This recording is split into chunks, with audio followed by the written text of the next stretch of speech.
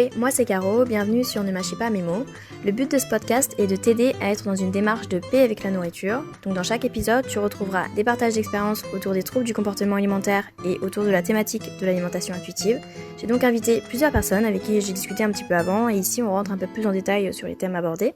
Donc j'espère que tu prendras plaisir à nous écouter. Je te souhaite du coup une très bonne écoute. Aujourd'hui, on est avec Caroline, Appétit Libre sur Instagram, qui est là pour nous faire part de son parcours et de son expérience vis-à-vis de son rapport à la nourriture. Du coup, je m'appelle Caroline, j'ai 34 ans, j'habite à Paris. Je suis maman d'une petite fille qui a 2 ans et 3 mois. Et dans la vie, je suis médecin pathologiste. Je travaille sur microscope, on examine des biopsies et des prélèvements de tout type d'organes pour faire des diagnostics. D'accord. Voilà. D'accord, c'était ce que tu m'avais dit, c'était l'anatomopathologie, c'est ça? C'est ça. Qu'est-ce que c'est l'anorexie du coup? Pour moi, c'est rester enfermé dans son régime et pas réussir à en sortir. En fait, on se rend compte qu'on est prisonnière parce que une fois qu'on a perdu du poids, en fait, notre corps il supporte pas ce poids et le peu qu'on va remanger, on va grossir, ce qui prouve bien qu'on n'est pas à notre poids d'équilibre. Parce qu'en fait, on doit instaurer un contrôle mental pour maintenir un poids. En fait, exactement, c'est ça l'anorexie. Pour moi, c'est instaurer un contrôle mental sur son alimentation pour maintenir un certain poids qui est déterminé par notre cerveau conscient et qu'on s'impose alors que on a forcément un poids d'équilibre dont on n'est pas qu'on ne décide pas et pour lequel on n'a pas besoin de contrôler son alimentation. Voilà, c'est ça pour moi l'anorexie. Et c'est pas être maigre, enfin on peut être anorexique et être en surpoids. Enfin pour moi, il y a pas de c'est vraiment un contrôle mental, contrôle mental sur son alimentation pour maintenir un certain poids. C'est ça pour moi. Je voulais savoir comment t'as su que tu en souffrais d'anorexie? Enfin, que t'as mis un mot dessus précisément. Est-ce que t'as fait des recherches? Est-ce que t'as consulté? Est-ce que t'as eu un diagnostic? Alors en fait,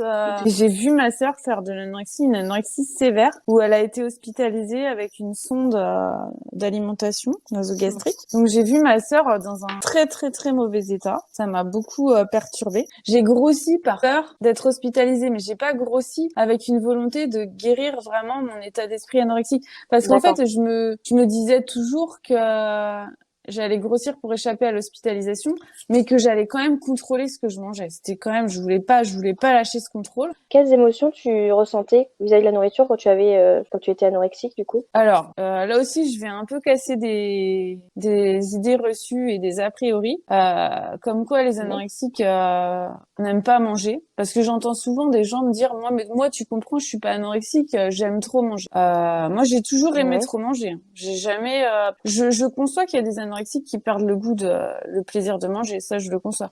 Mais moi, dans mon cas, ça a pas été ça. J'ai toujours adoré manger et en fait, j'adorais toujours manger. Je me faisais toujours plaisir en mangeant. Et en fait, ce que j'avais réussi à faire, mais bon, au bout de plusieurs années d'être dans la maladie, j'avais compris que je pouvais trouver des compromis avec ma maladie, réussir à me faire plaisir, mais quand même rester dans le contrôle. C'est-à-dire que je prenais des aliments ou des plats. Et je savais que le quota calorique était, on rentrait dans ce que je m'autorisais. Donc là, je pouvais prendre plaisir à manger sans culpabilité parce que je savais que ça rentrait dans ce que je voulais, quoi. Et c'est sûr que si je sortais ce schéma de contrôle-là, mais là j'étais mal, quoi. Je pouvais pas prendre de plaisir à manger, c'était l'inconnu et ça je le tolérais pas. Donc en fait toutes ces situations là, petit à petit, les situations où je pouvais pas contrôler ce que je mangeais, je les ai mises de côté. C'est-à-dire que quand on m'invite au resto, j'essayais de trouver une excuse pour pas y aller ou pour arriver après les autres, qu'ils avaient déjà fini de manger. Enfin bref, j'arrivais toujours à trouver un truc pour éviter ces situations stressantes où je contrôlais pas ce qu'il y avait dans mon assiette. Mais quand je contrôlais ce qu'il y avait dans mon assiette et que ça allait, que c'était dans mes quotas, je prenais plaisir à manger. Alors évidemment, il y en a peut-être qui vont bondir, qui vont me dire mais celle-là elle est pas anorexique, c'est juste contrôler ses calories. Bah non, moi je suis désolée, ça a été une souffrance. J'ai loupé des restos où il y avait mes amis, j'avais loupé la soirée parce que je suis arrivée après tout le monde. J'ai loupé des trucs. Après, quand je m'autorisais à faire des soirées où vraiment j'allais affronter ma peur de manger des trucs, après j'étais mal.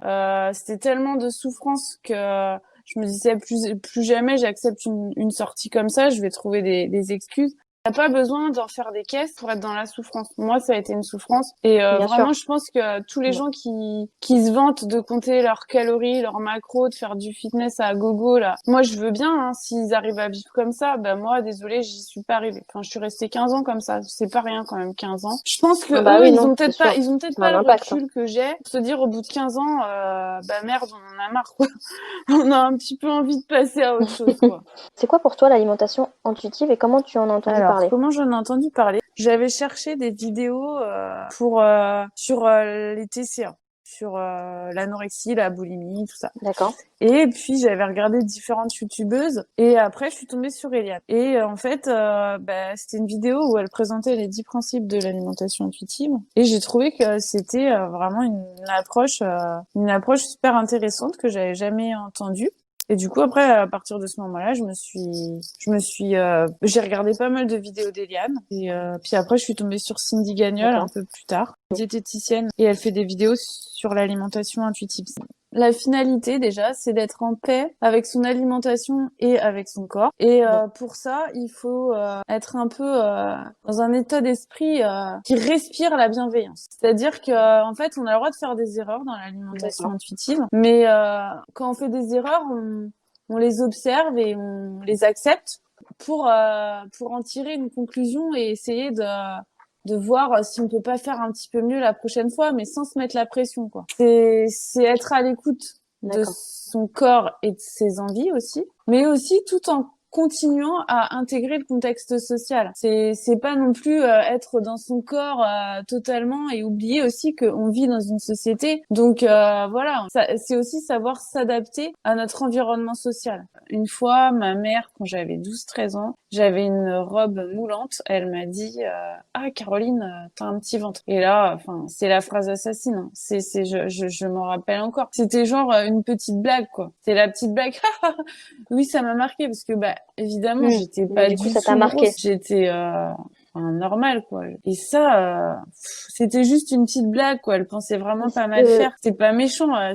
Elle voulait pas me dire fais un régime parce qu'il y avait pas lieu de faire un régime dans l'état où j'étais. Mais ça m'a marqué et ça m'a fait super mal. Et je pense qu'il faut vraiment faire gaffe à ce qu'on dit aux adolescents. Bah oui, je comprends. C'est une des périodes de la vie où on est le plus fragile. Et enfin psychologiquement, je veux dire, surtout sur l'apparence, quoi. Faut pas, surtout venant des parents. Je suis encore en phase de recherche de mon poids d'équilibre parce que je le connais pas en fait, parce que quand je suis tombée dans l'anorexie, j'avais 14-15 ans, j'avais pas atteint mon poids d'adulte et je sais pas en fait quel est le poids que mon corps quel est le poids que je dois avoir, quel est le poids d'équilibre. Je ne connais pas ce poids. Donc je sais pas, peut-être que je vais encore reprendre des kilos. Enfin, je me prépare psychologiquement à me dire que mon corps il va encore changer et qu'il faudra continuer à l'aimer, à l'accepter. Enfin, à l'aimer, c'est peut-être un vrai grand mot. À l'accepter comme il est et que voilà, c'est comme ça qu'il doit être et que faut accepter, quoi. En fait, c'est faire la paix avec son corps et